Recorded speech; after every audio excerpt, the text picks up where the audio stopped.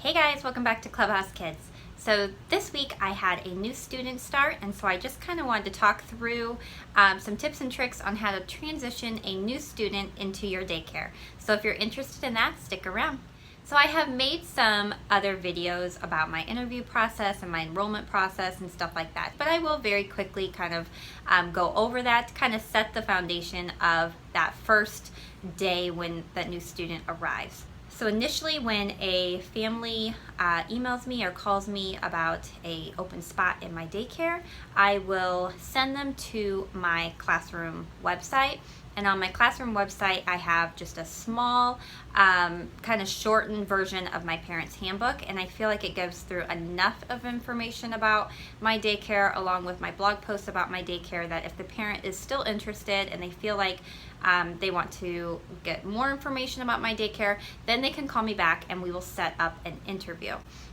At the interview, they get a full parents handbook because I do not put rates or my schedule or anything like that on my website. So that's something that we talk about at the interview. And at the interview, I just walk them around my daycare. We go over all their questions. And then if they are interested to be able to hold that child's spot, I require a contract and a deposit. Now, once I receive that, then the child's spot is held, and then we start talking about a start date. Now, because I do infants and toddlers, a lot of the times when I'm interviewing, the parents are still pregnant, and so their start date might be months or even many months later. And so there could be like a little block of time that from the time I interview till the child's start date. So what I do with that is a couple weeks before the child would start, I send out an enrollment packet to the parents' home. Now, I don't give them the enrollment packet at the interview because, especially if there's going to be many months before a start date, that's just paperwork that they have to hold on to, and so it's just better to just send it out later.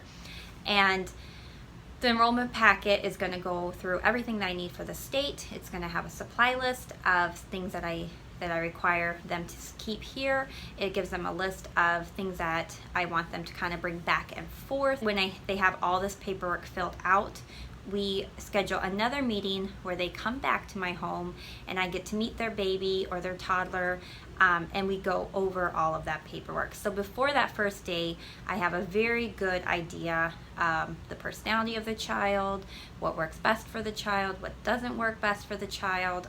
If mom is breastfeeding, I like to always try to feed a bottle to the baby to make sure that the baby will take a bottle from me. That meeting, I feel like, is very crucial to kind of set up that first day to give you the best success for transitioning that baby into your group. All right, so I'm going to give you guys some tips and tricks on what has worked best for my daycare, and that is when I have that second meeting, really talking about, especially those breastfeeding moms, making sure that their babies can take a bottle, because there is nothing that you can do as a provider if a baby will not take a bottle from you, if they don't know how to use a nipple on a bottle. Like, it just will make for a stressful day for you. It will make a stressful day for baby, and as a provider, we don't want your baby crying. As a parent, you don't want your baby crying, and there's no reason for a baby to be upset and just because they're not comfortable taking a bottle. So as a parent, making sure that that baby can comfortably take a bottle is just crucial to setting them up for success in daycare. The second thing is making sure that your baby can take a nap in the way that daycare has to put your child down. So with me, I am licensed through the state, and so I put babies in sleep sacks and I lay them on their backs and pack in place. And that is the only way that I can nap them for their naps. So they can't sleep in swings, they can't fall asleep on the floor, they can't sleep with blankets or soft stuffed animals, anything like that. And as a mom, I will say, like my kids did, like they would sleep with little like washcloth levies, and they would stuff them up on their faces. They slept in the middle of our beds sometimes. Like, I get it as a parent, but as a daycare provider, there is only one way that we can put your baby down. We don't want your baby crying. You don't want your baby crying. Baby's going to get tired, and it's just best that if you start napping them this way at home. So I would say that those are the two most important things to help your providers and your baby transition well into daycare. For daycare providers, I would say that my tips to you is just remember as the parent how hard it would be to drop your baby off at daycare. Like, you know yourself, you know you love these kids, you know that you're excited for that baby to start daycare with you, you're excited for the activities you have planned, but at that very first day, those parents do not know you and they are going to be nervous. As a mom myself, I can't imagine how nervous I would be dropping my baby off at daycare for the very first day. So I really like to keep that in mind, and so I'm going to give you some ideas that I have done in the past. Now keep in mind, parents have all different kinds of personalities, so like one size isn't going to fit all, but some things that I have done in the past is we've done FaceTime. So a parent can call and, you know, they can see their baby playing, or me holding the baby and talking to the parent during the day. Another thing, that I have a classroom website that I don't always post on. I try to stay up on that, but sometimes, you know, a couple weeks can slip by and I really haven't posted a lot on that. But whenever I have a new student, I really do try to keep a little more updated on that, because I know that those parents are a little more checking the blogs and the posts because they want to see pictures of their baby. They want to see pictures of their child having fun. A third thing is same thing with the website is my Facebook.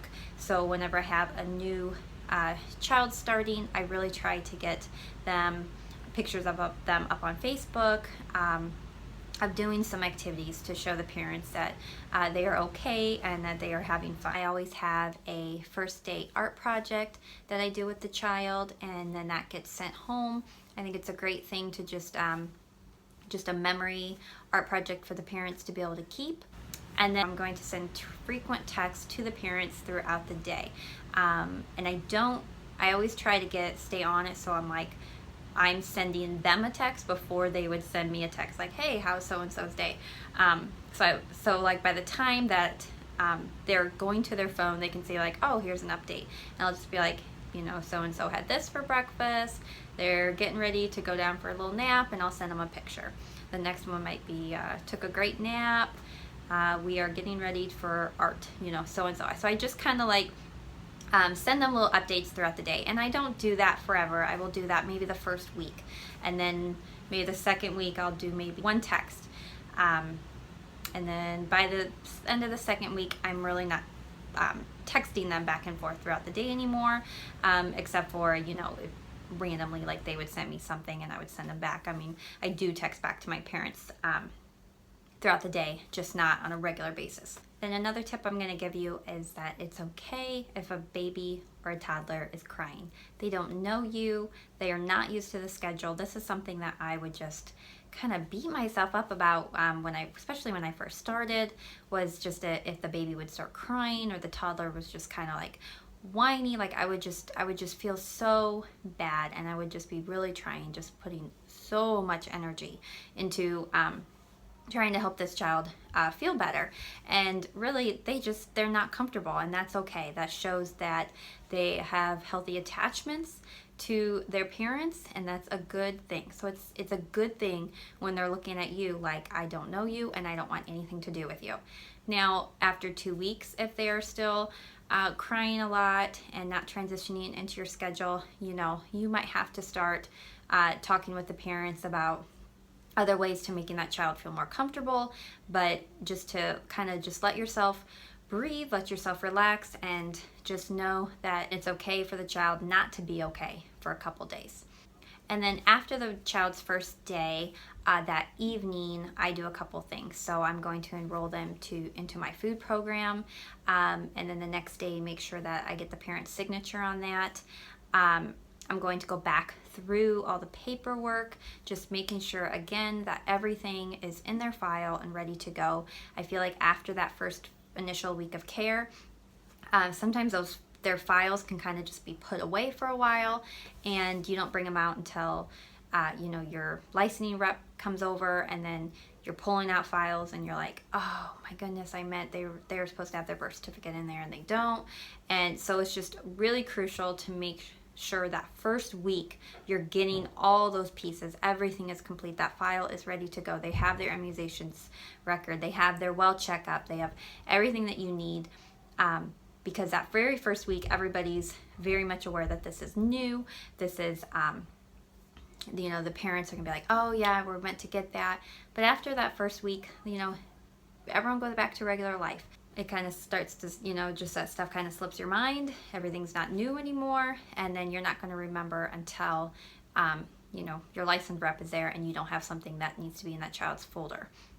So especially at the end of the week, I'll just go back through the folder, make sure I have everything that I need, make sure that the child's enrolled in any programs that they need to be enrolled in. I will go through the child's supply drawer, making sure that the parents have brought, enough extra clothes, sun hat, a little jacket, I have everything that I need.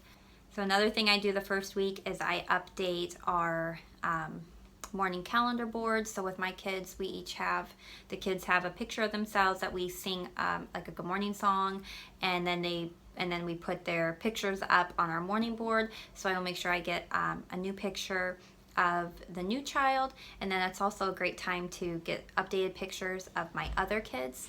And so I just update the morning board, and at the end of the child's very first week, I will really talk with the parents again, do they have any questions? Do I need to clarify anything?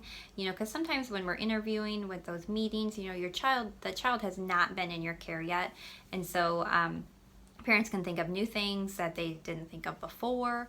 Okay, so that's about it, guys. And if you made it to the end of this video, thanks for watching the whole thing. And if you have any other questions or ideas for me on ways that you help your new kids transition into your care, comment below. And thanks for watching this video, guys, and I'll see you in my next one. Bye.